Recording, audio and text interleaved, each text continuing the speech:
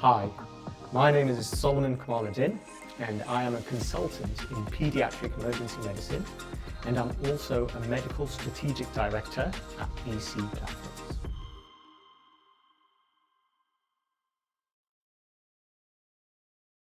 As a paediatrician, rare disease overlaps quite significantly with paediatrics. There's the fact that around 70 to 80% of rare disease involves paediatrics.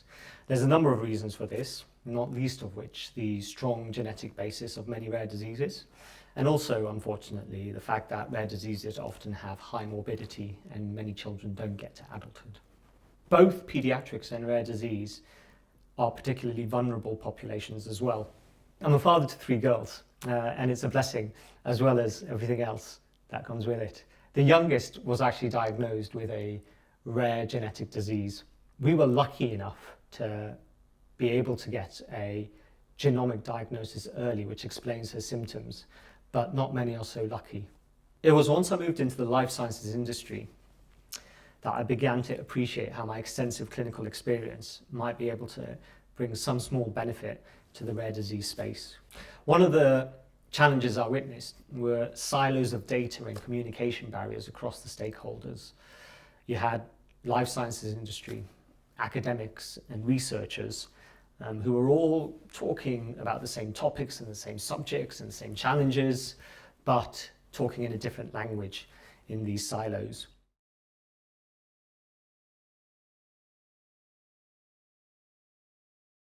Where healthcare is becoming increasingly automated and bandwidth is becoming limited, the specific knowledge and understanding required to recognize a rare disease is becoming more and more difficult. You have a clinician who often hears the common set of symptoms and common set of signs and will make the common diagnosis. However, if you hear clopping of hooves outside, the analogy says, well, sometimes, often, nearly always, it's a horse, but that 1 in 100, it might be the zebra, and it's that rare disease that will often go undiagnosed. Rare disease trials often need to be global to generate enough volume of data. They often require specialist tests and imaging, and of course it's hard to identify patients in sufficient numbers with enough heterogeneity from the general population. Trials might be considered unethical and unfeasible as well. And all the while, you have a patient who already is carrying the burden of rare disease with multiple clinical contacts. And this whole trial space is only a further stressor on their daily life.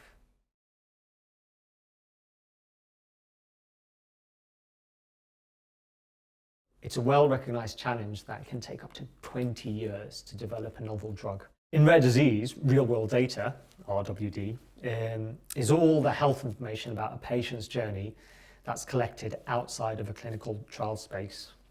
So we are talking about all the data and evidence that's already out there, or can be picked up from observation of standard existing healthcare pathways.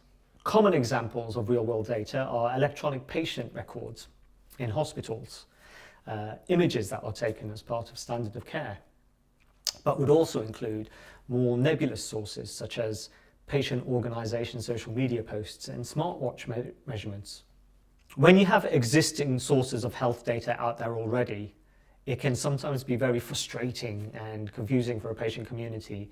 Real-world data has the potential to really drive forward the drug development process. The challenges with clinical trials are evidence, cost, time and burden at every stage, and for rare disease, these are many, many times worse.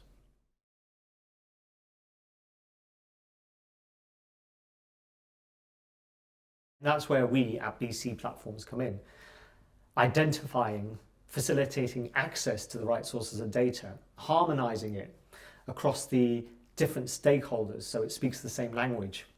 This has the potential to drive forward the drug development process and bring much needed treatment options for the rare disease community. BC Platforms already have the know-how to be able to pull data from multiple sources and harmonize it, making sure that the data quality and the governance of the data is always at the forefront of what they do.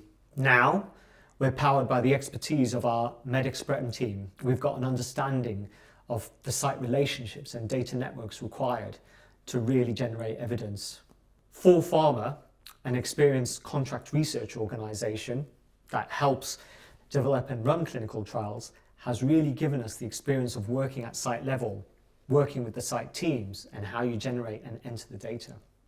With this assembled technical know-how, experience and knowledge, we can really start to profile the rare disease.